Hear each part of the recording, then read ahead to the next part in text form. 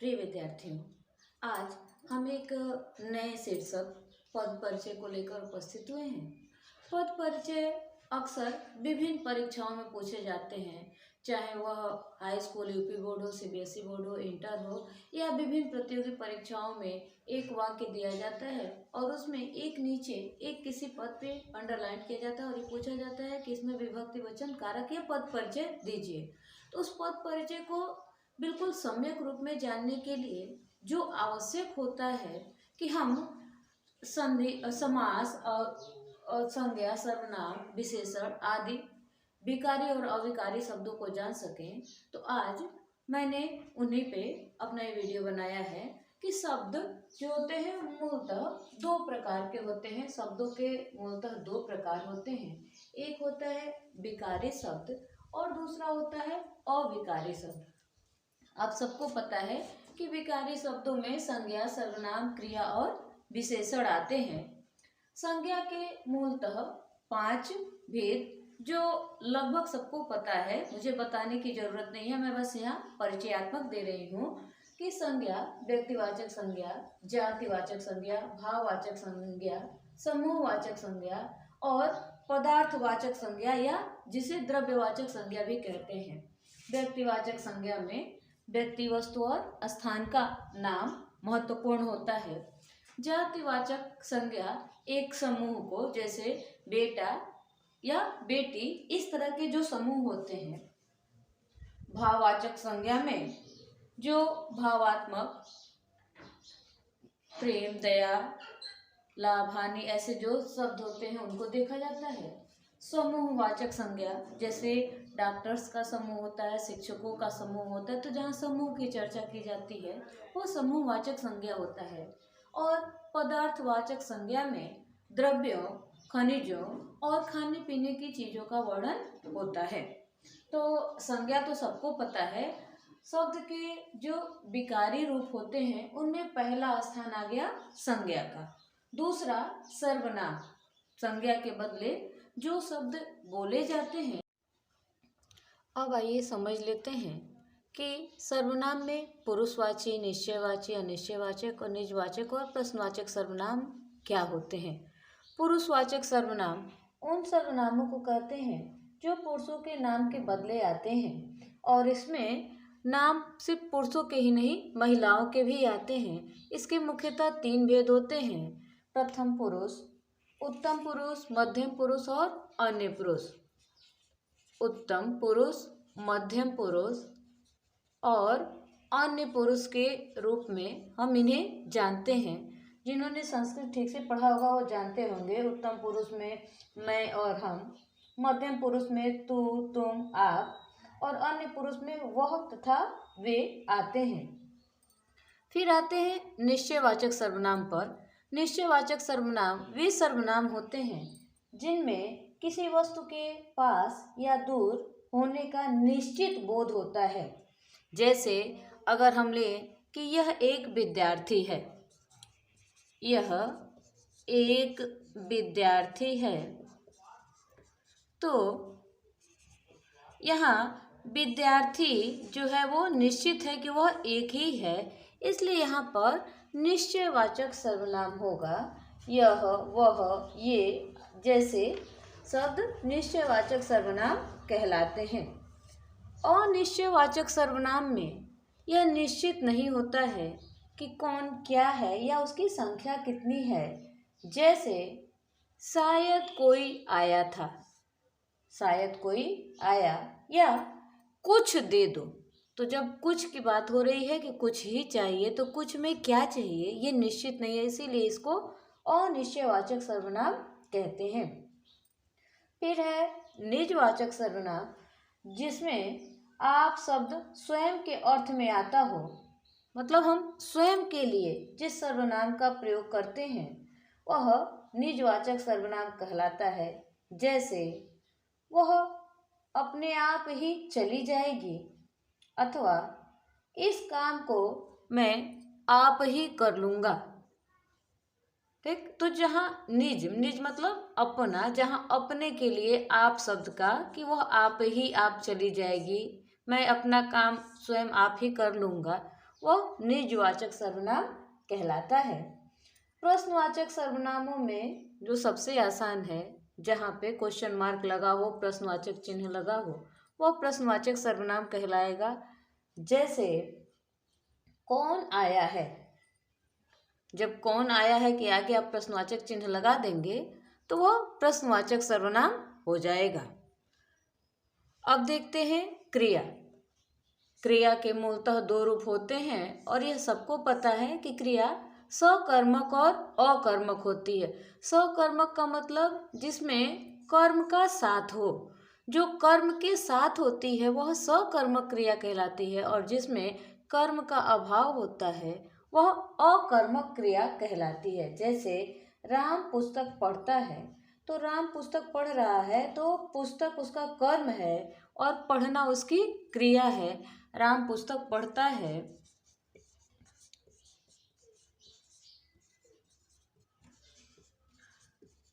तो पुस्तक इसका यहाँ कर्म हो गया और पढ़ना हो गया क्रिया। तो जो क्रिया कर्म के साथ होती है उसको सकर्मक क्रिया कहते हैं। और अब ठीक वैसे ही जैसे आपने सकर्मक का अर्थ निकाला कि जिस क्रिया में कर्म का अभाव होता है वह अकर्मक क्रिया कहलाती है। जैसे वह हंसता है, वह हंसता है, तो हंसना तो आपकी क्रिया हो गई, लेकिन यहाँ कर्म का अभाव है, तो जहाँ कर्म नहीं है सिर्फ क्रिया है तो वह अकर्मक क्रिया कहलाती है।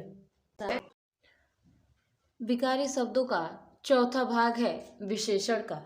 विशेषण जो 4 प्रकार के हैं। पहला है गुणवाचक। गुणवाचक विशेषण में गुण, दोष, रंग आदि की चर्चा की जाती है, जहाँ पर अच्छाई, बुराई, सुंदरता, बुरा, दोष, गोरा, काला, छोटा, बड़ा, मोटा आदि की चर्चा की जाती है। अर्थात जिससे गुण, दोष, रंग आदि कुछ भी पता चलता है वहाँ गुणवाचक विशेषण होता है। दूसरा है संख्यावाचक विशेषण। संख्यावाची विशेषण भी 2 प्रकार के होते हैं, निश्चयवाचक और अनिश्चयवाचक। निश्चयवाचक संख्यावाची विशेषण में विशेषणों की संख्या निश्चित होती है, जैसे 2 रोटी, 4 लड़के, 8 गांव, 7 ऋषि। ऐसे जहाँ संख्या निश्चित होती है वह संख्यावाचक मतलब निश्चयवाचक संख्यावाचक विशेषण कहलाता है। और अनिश्चयवाचक संख्यावाचक विशेषणों में 2, 4 आदि के स्थान पे कुछ का प्रयोग किया जाता है या बहुत का। जैसे कुछ लड़के, बहुत लोग, बहुत सारे गांव, इस तरह के जहाँ भाव आते हैं वह अनिश्चयवाचक संख्यावाचक विशेषण होता है। और जैसे संख्यावाचक विशेषण के 2 भेद थे, निश्चय और अनिश्चयवाचक, उसी तरह से परिमाणवाचक के भी 2 भेद होते हैं, निश्चयवाचक और अनिश्चयवाचक। क्योंकि परिमाण का मतलब होता है मात्रा। तो जहाँ मात्रा की बात की जाए वहाँ मात्रा 2, 4, 10 स्थिर होता है तो निश्चयवाचक होता है, और अस्थिर हो, कुछ हो, थोड़ा हो, ज़्यादा हो तो अनिश्चयवाची हो जाता है। जैसे 5 किलो दूध, 7 लीटर, 2 मीटर, और अनिश्चय में थोड़ा, ज़्यादा, कम, अधिक। अब आते हैं सार्वनामिक या सांकेतिक विशेषणों पर।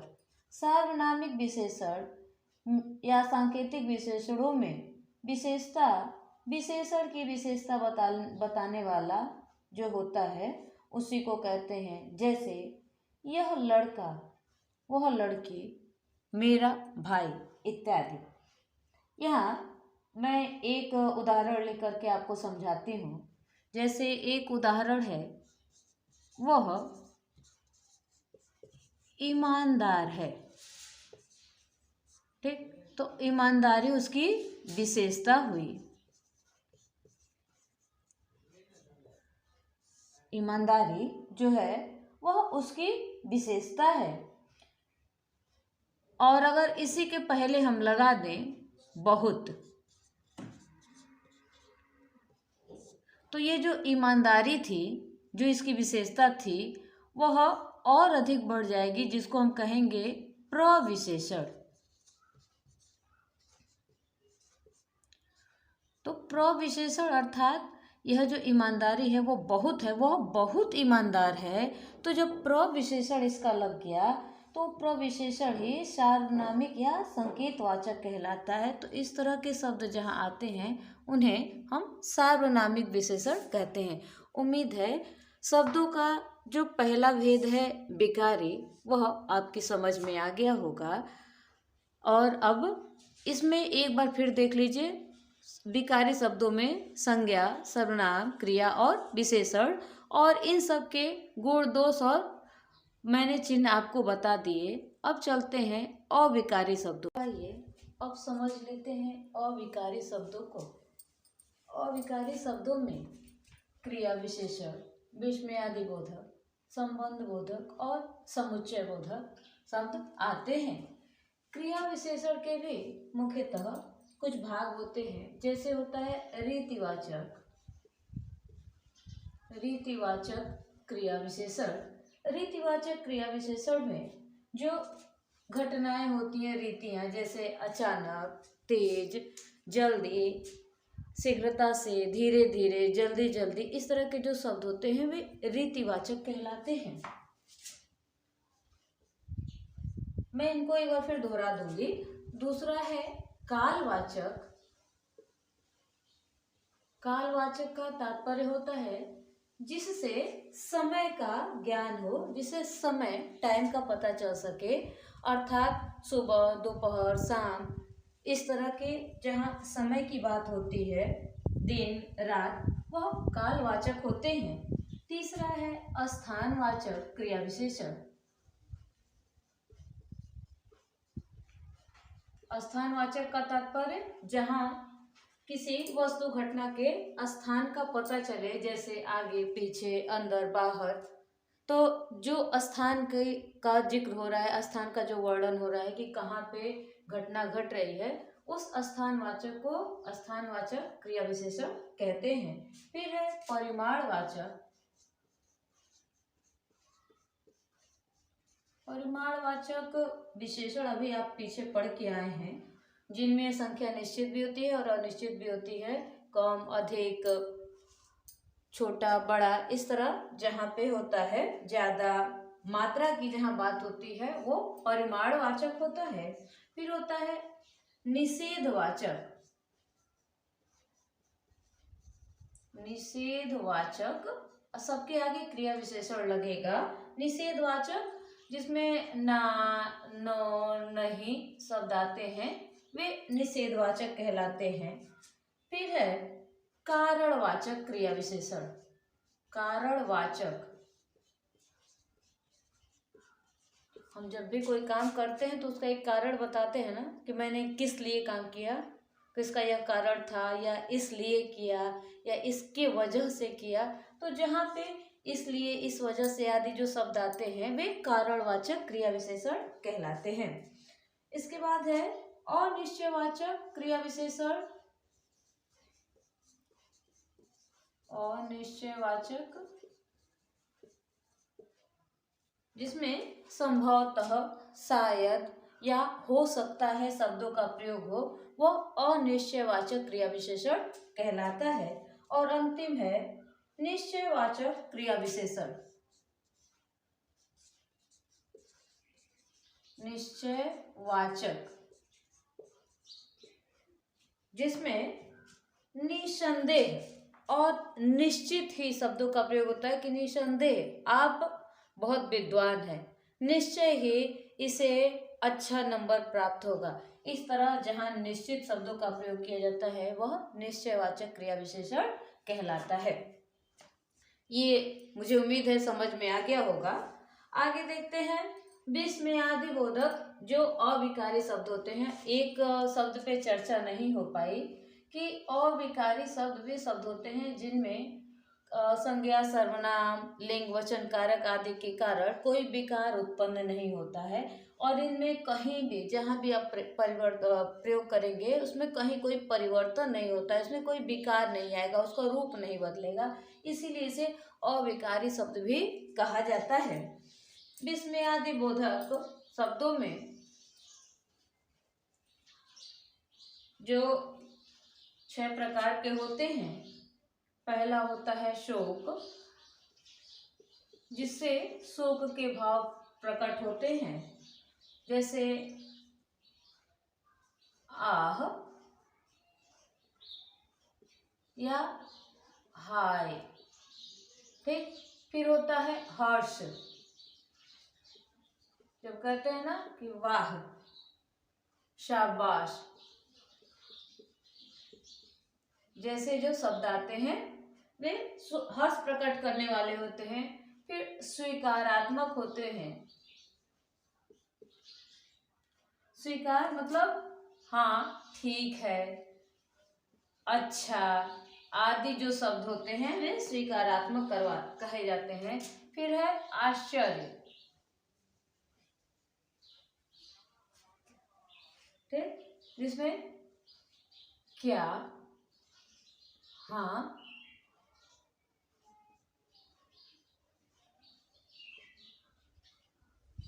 आदि जो शब्द आते हैं, ओहो, ऐसे जिन शब्दों का प्रयोग हम करते हैं वे आश्चर्य बोधक, विस्मयादि बोधक होते हैं। फिर होता है घृणा बोधक, जब हम कहीं गंदगी देखते हैं तो पहला क्या करते हैं, अपनी नाक पे उंगली ले जाते हैं, कहते हैं ना छी कितनी गंदगी है। तो जहाँ से घृणा बोधक, तो सबसे प्रसिद्ध शब्द ही है इसका छी छी, ये घृणा बोधक विस्मयादि बोधक होता है। अभी तक आप ये जानते थे कि विस्मयादि बोधक जो आश्चर्य प्रकट करता है, लेकिन विस्मयादि बोधक के भी इतने प्रकार होते हैं और सब में आपका ये जो चिन्ह होता है इसका वो लगा होता है। और इसका अंतिम है संबोधन,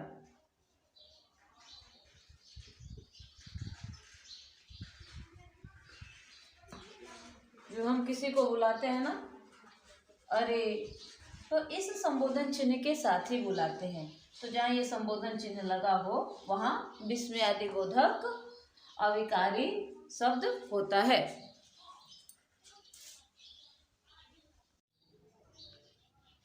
संबंध बोधक अविकारी शब्दों में कुछ शब्दों का प्रयोग किया जाता है, आगे पीछे, समीप, निकट,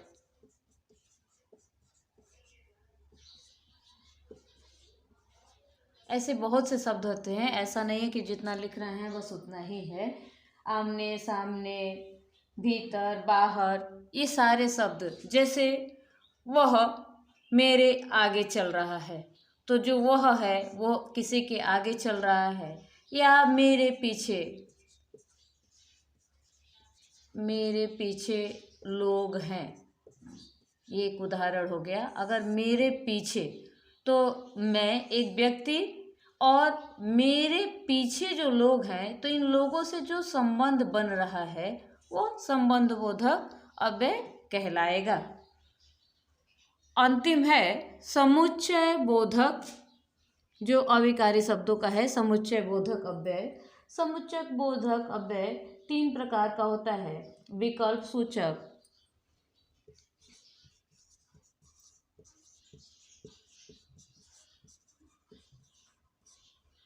जैसे नहीं तो, वरना, या तो, जहाँ पे हम किसी विकल्प को तलाशते हैं, जो ऑप्शन दिया जाता है ना, जो काफ़ी प्रसिद्ध है आप लोगों में, ऑप्शन की जो बात की जाती है, तो पहला हो गया विकल्प सूचक, दूसरा होता है संयोजक,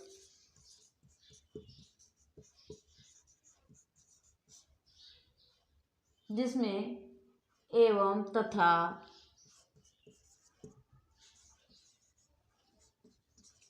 और आदि शब्दों का प्रयोग किया जाता है। संयोजक मतलब जो जोड़ने का काम करता है। और तीसरा है विभाजक,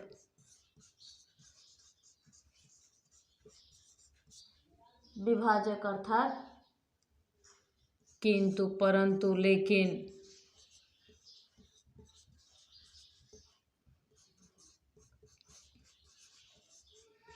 जो कहे कि वह सुंदर तो है किंतु बहुत घमंडी है, वह अच्छा तो है परंतु बहुत लालची है। तो जहाँ परंतु लगा हुआ है, जिसने उसके गुणों को विभाजित कर दिया, वह विभाजक समुच्चय बोधक अव्यय कहलाता है। तो उम्मीद है अविकारी शब्दों के जो भेद यहाँ बताए गए वे सभी आपको समझ में आ गए होंगे। एक बार फिर देख लीजिए।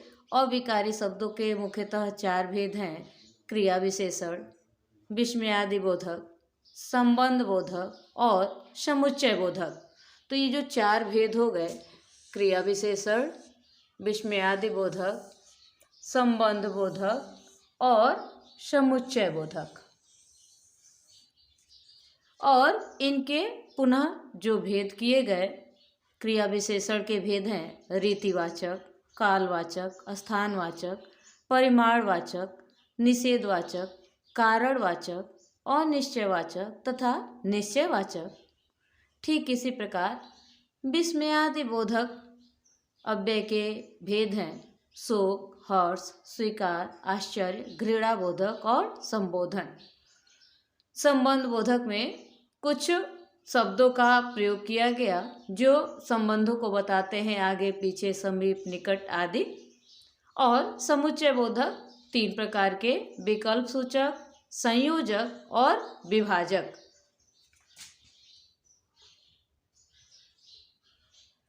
तो यह आपकी समझ में आ गया होगा कि शब्दों के जो 2 भेद होते हैं, विकारी और अविकारी, इनमें जो कुछ बच गया है, जैसे संज्ञा के विकार बचे हुए हैं, उनको अगले वीडियो में बताया जाएगा। धन्यवाद।